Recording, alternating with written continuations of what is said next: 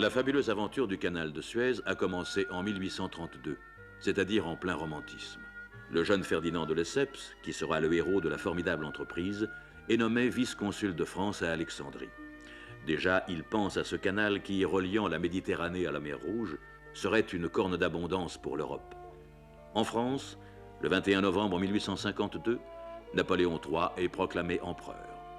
En Égypte, le vice-roi Saïd convie au Caire Lesseps, qui ne tarde pas à le convaincre de créer le canal de Suez.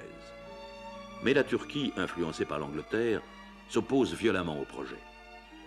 Ayant rallié à sa cause toute l'Europe, Lesseps arrache à Saïd l'autorisation de commencer les travaux du canal. Mais les ennemis de Lesseps s'attaquent à ses chantiers, agressant ses fellas et ses caravanes de ravitaillement. Lesseps obtient alors de Napoléon III la protection officielle du canal par la France. Mais Saïd meurt et Ismaïl, son successeur, rêve de s'emparer du canal. Le souverain charge son ministre Noubar Pacha d'entraîner dans son complot le duc de Morny, le demi-frère de l'empereur, qui est un redoutable affairiste.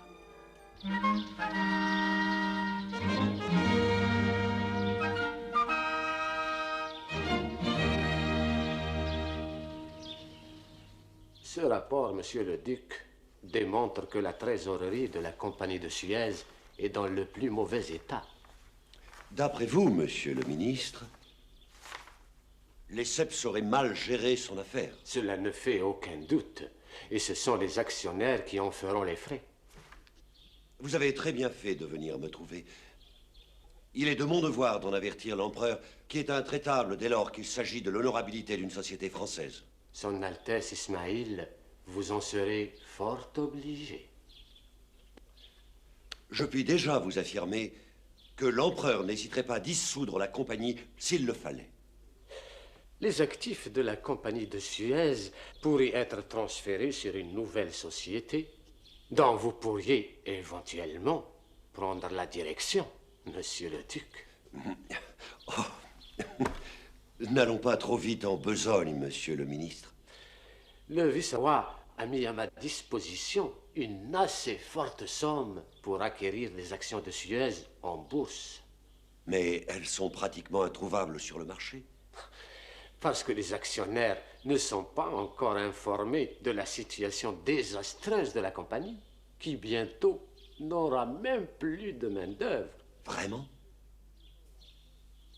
En dépit des éloges que Lesseps a recueillis auprès de la presse internationale, le vice-roi a toujours l'intention de lui interdire l'embauche des fellas. Eh oui, Ismaïl est un homme très sensible aux grands principes humanitaires. Il ne pense qu'au bonheur de son peuple. Dans ce cas, mon devoir est d'alerter l'opinion. Je vais porter ces faits très graves à la connaissance de journalistes qui sauront m'entendre. Vous allez voir, monsieur le duc, qu'on trouvera bientôt des actions de la compagnie à acheter. Et à la baisse.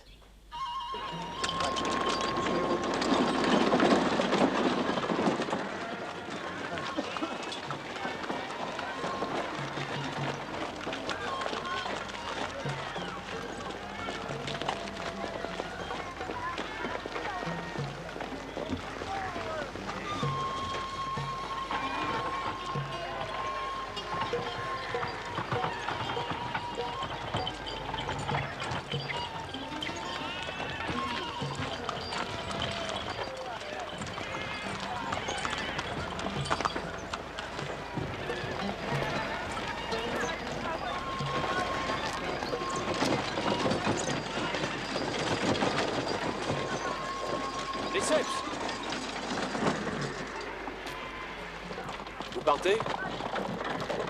Je viens de trouver votre message en rentrant de mon voyage en Haute-Égypte. J'ai reçu une dépêche de mon frère m'informant que Noubar Pacha est actuellement à Paris pour couler la compagnie. Je viens d'apprendre qu'Ismaël lui a confié une somme très importante avant son départ. Je crois que cette fois, le piège est redoutable. Ah, maintenant, je comprends pourquoi on a voulu m'écarter du Caire, en m'envoyant là où, en fait, ma présence était inutile. J'espère qu'il ne sera pas trop tard. Revenez vite, mon ami.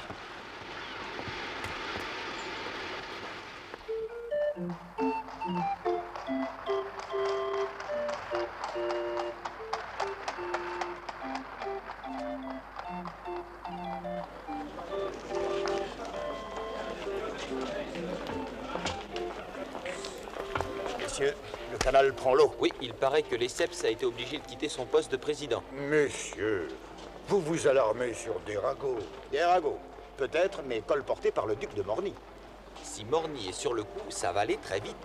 La compagnie est déjà au bord de la faillite. Tous les journaux l'écrivent. Allons, messieurs, ne soyez pas naïfs. C'est une cabale, voyons. Une manœuvre pour décourager les petits porteurs, qui s'affolent à la moindre rumeur, et leur faire vendre leurs titres au plus bas. Petits porteurs ou pas, moi je vends. Et moi aussi. Grossière erreur, messieurs. L'Égypte va rafler l'affaire, et aussitôt, je vous parie que les actions de la compagnie de Suez vont atteindre un taux record. C'est vous qui le dites. Monsieur, votre raisonnement est bien trop compliqué pour moi.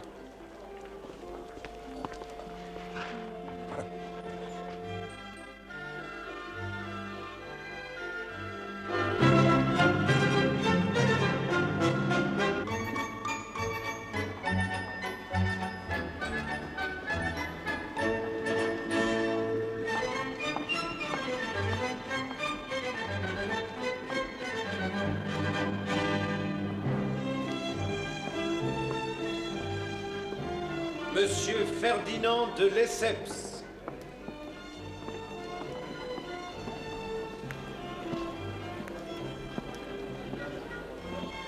Mon coussin.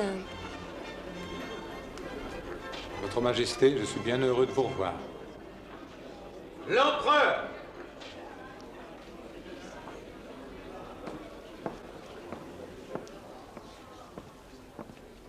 Bonsoir, mesdames. Monsieur Lesseps, j'entends beaucoup parler de vous ces temps-ci, et je ne m'attendais pas à vous voir. Si, je préfère vous entretenir de vive voix, plutôt que de laisser une certaine presse se déchaîner contre moi. Allons, mon cousin. Je suppose que vous avez à vous plaindre. Si, je suis la victime d'une campagne infamante, dont l'objectif est crapuleux. Oh, le mot est fort. Oh, il est faible, sire. Ceux qui me traînent dans la boue sont en fait des affairistes qui cherchent à m'éliminer et à s'emparer frauduleusement de ce que j'ai mis tant d'années à construire. On en veut à votre canal? À notre canal, sire. Je sais quelqu'un de votre entourage qui aimerait se l'approprier. Pas de nom, s'il vous plaît. Même celui de Noubar Pacha? Celui-là à l'extrême rigueur. Que lui reprochez-vous?